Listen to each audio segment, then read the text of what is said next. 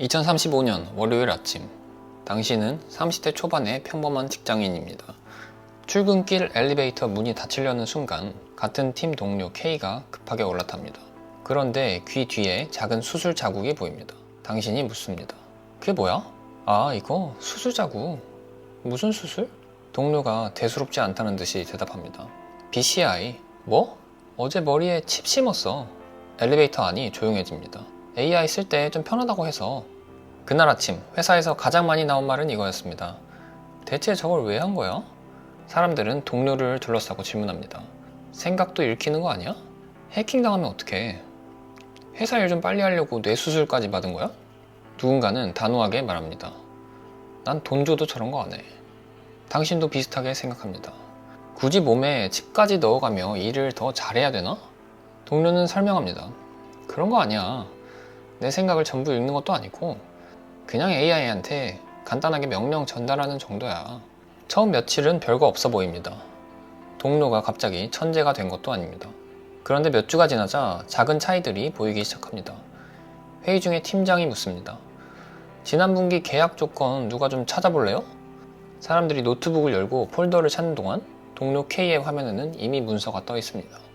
회의가 끝나면 요약본도 먼저 나옵니다.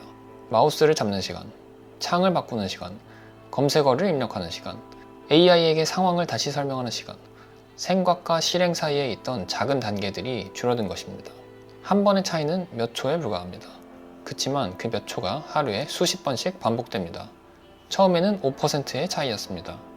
문제는 그 5%가 매일매일 쌓인다는 것이었습니다. 3달 뒤 중요한 프로젝트의 담당자가 정해집니다. 팀장이 말합니다. 이번 프로젝트는 K씨가 맡아줘. 동료 K에게 기회가 넘어갑니다. 일을 조금 더 빠르게 처리했기 때문입니다. 중요한 프로젝트를 맡으니 더 많은 경험이 쌓입니다. 경험이 쌓이니 다음 프로젝트도 그가 맡습니다. 그리고 인사평가가 나옵니다. 평가표 어디에도 이런 문장은 없습니다. 머리에 칩을 심었기 때문에 더 높은 평가를 줌. 대신에 이렇게 써 있습니다. 업무 대응 속도가 빠르다. AI 활용 능력이 뛰어나다. 높은 생산성을 꾸준히 유지한다. 기술은 평가표에서 사라졌습니다. 성과만 남았습니다. 그때부터 사람들의 질문도 달라집니다. 처음에는 이렇게 물었습니다. 대체 왜 했어? 이제는 이렇게 묻습니다. 수술비는 얼마야? 보험은 적용돼? 적응하는 데는 얼마나 걸려?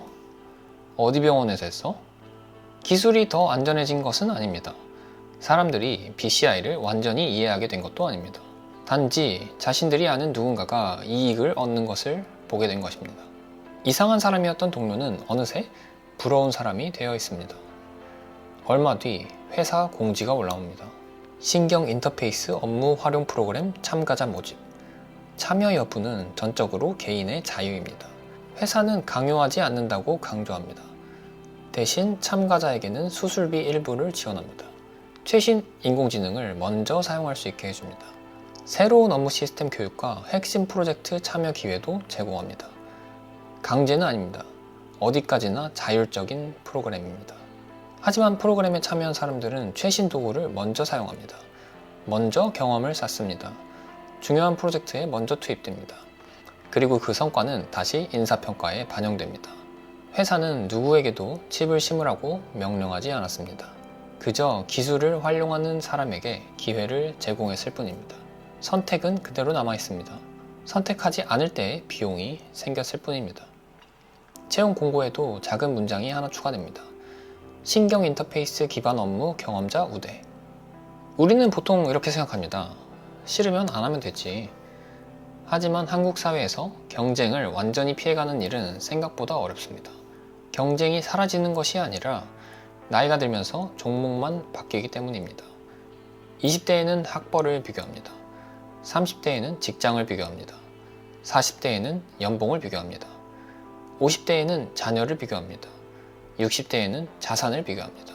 학교를 졸업하면 경쟁이 끝날 것 같지만 다음 경쟁이 시작됩니다. 직장에 들어가면 끝날 것 같지만 승진과 연봉 경쟁이 시작됩니다. 은퇴가 가까워지면 자산과 노후를 비교합니다. BCI가 새로운 경쟁 사회를 만드는 것이 아닐 수도 있습니다. 이미 계속되고 있는 경쟁에 새로운 장비 하나가 들어오는 것에 가까울 수 있습니다. 아무도 사용하지 않을 때 BCI는 위험한 기술입니다. 하지만 주변 사람들이 사용해서 매일 5%씩, 10%씩 앞서기 시작하면 계산은 달라집니다. 질문은 더 이상 이 기술은 완전히 안전한가? 가 아니라 나만 안 해도 괜찮은가? 가 됩니다. 그리고 그 질문이 시작되는 순간 BCI는 개인의 취향으로만 결정할 수 있는 기술이 아니게 됩니다.